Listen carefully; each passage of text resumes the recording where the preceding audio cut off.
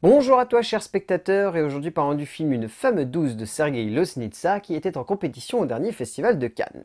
L'histoire c'est celle d'une femme qui vit dans la campagne russe et qui va se voir réexpédier un colis qu'elle avait envoyé à son mari qui est en prison, et vu que les frais de réexportation sont beaucoup trop chers, elle va décider de elle-même lui emporter directement en prison.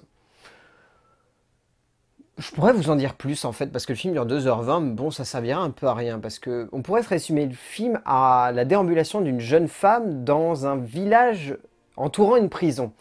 Ce qui en soi est un résumé qui caractérise plutôt bien le film de Sergueï Loznitsa, qui est un réalisateur russe qui a une petite carrière d'une quinzaine d'années qui a derrière lui. Il n'a pas vraiment réalisé beaucoup de films qui ont eu un impact sur la production française. Il y a un film qui est ressorti du lot qui se nommait Dans la brume, qui a été réalisé en 2010, mais sinon, le réalisateur russe n'a pas forcément marqué les esprits, et d'ailleurs, Une femme douce en est la plus belle démonstration parce que lorsqu'il a été diffusé à Cannes, personne n'en a parlé. Comme si en fait c'était un film qui était passé complètement invisible au sein de la compétition et dont personne n'avait retenu quoi que ce soit, alors que pourtant je serais Pedro Almodovar, un grand amoureux des femmes, j'aurais été marqué par l'histoire de cette femme qui va essayer de tout faire pour apporter un colis dans la prison où se trouve son mari. Mais voilà, après je ne suis pas Pedro Almodovar. Mais je peux comprendre ensuite quand on voit le film que le jury était un peu sceptique devant son métrage parce que Sergueï Loznitsa a beau se baser sur une œuvre de Dostoïevski, il pond un de ses films qui est extrêmement difficile d'accès, et au-delà d'être difficile d'accès, est extrêmement compliqué à comprendre, et duquel on ressort plus questionné que vraiment transcendé.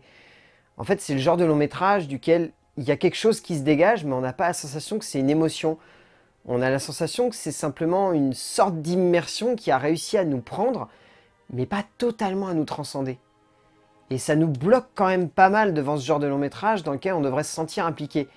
Parce qu'en termes d'écriture, déjà, Sergueï Loznitsa, donc qui se base sur l'œuvre de Dostoïevski, pond une histoire qui tient la route, mais a du mal à se mettre en place et à s'ancrer dans un terreau dramatique assez fort pour conquérir complètement le spectateur et le convaincre de s'accrocher à cette jeune femme. L'idée de ne donner aucun nom et aucune caractérisation à chacun des personnages principaux est plutôt intéressante. Ça permet en fait de builder un espèce de passé à chacun de ces protagonistes et de leur donner une importance qu'ils n'auront pas forcément comme but final en termes de dramaturgie. Ce qui est une bonne idée, mais le souci c'est qu'après en tant que spectateur on se sent pas du tout touché par ce qui arrive à ces personnages. Ce personnage féminin est hyper intéressant, mais à aucun moment il est assez développé pour qu'on ressente plus que simplement une certaine pitié. On est plutôt dans du pathétique que vraiment de l'empathique en fait devant ce film. C'est vraiment, on regarde cette jeune femme, on comprend ce qu'elle veut faire, mais on a du mal à totalement accepter pourquoi elle se bat ainsi, parce que en tant que spectateur, on nous impose une distance cinématographique qui ne nous permet pas de totalement ressentir les intentions de cette jeune femme. Et bah, ça nous bloque quoi. Ça nous bloque en tant que spectateur, là où on devrait être pleinement dans l'empathie complète de ce personnage-là. On est dans une espèce de fascination et de compréhension de son parcours, mais on n'arrive pas à être totalement touché par ce qu'il a véhicule et par ce qu'il l'emmène en tant que femme, pour vouloir autant se battre pour cet homme. À plusieurs moments, il y a des personnages qui essayent de rendre ça impactant, notamment une scène dans un bar où on a un espèce de mafieux qui se nomme Pietre, qui essaye de nous faire gober une émotion qui est totalement inexistante autour de ce personnage féminin, en essayant de nous la relier à un autre personnage qui l'aurait marqué lui. Mais c'est pas parce que tu imposes à des personnages secondaires l'obligation d'inciter le spectateur à avoir de l'empathie pour un personnage principal qui est pas intéressant que ton film va avoir une vraie empathie pour lui. C'est pas le cas.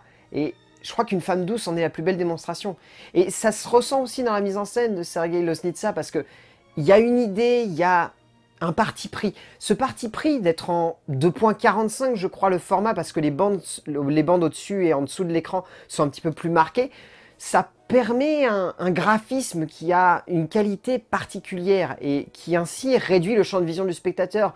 Comme si en fait on cherchait à plisser les yeux pour comprendre ce personnage, à essayer de vraiment saisir ce qu'il la véhicule. Mais il y a un énorme souci de montage dans ce film, c'est dingue, c'est un énorme problème, c'est que Sergueï Loznitsa fait durer ses plans des fois, mais d'une rallonge, ça ne sert à rien.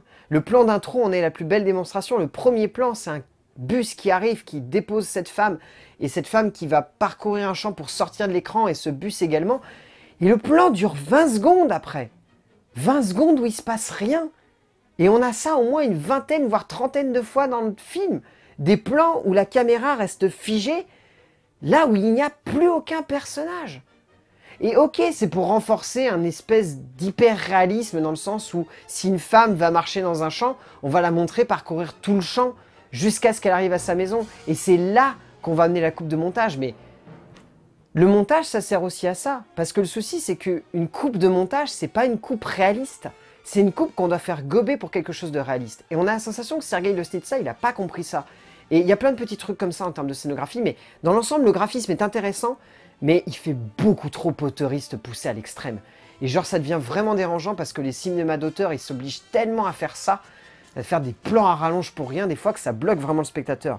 Mais c'est dommage parce que, en termes de casting, l'actrice principale est folle. On retient que elle, en fait, du casting, parce que Marina Klečeva, Lia Akezdakova ou Valeriu Andriotu sont des acteurs bons, mais Vaslinina Makovtseva est sublime. Genre vraiment magnifique. Cette actrice-là, elle emmène tout le film. Elle a un charisme de dingue, elle porte tout le long métrage, on ne retient que elle à la fin du casting. C'est impressionnant des actrices qui arrivent à porter des personnages avec autant de grâce. Et là, clairement, si une femme douce arrive à être touchant, c'est parce qu'elle est présente et qu'elle aide beaucoup dans le film.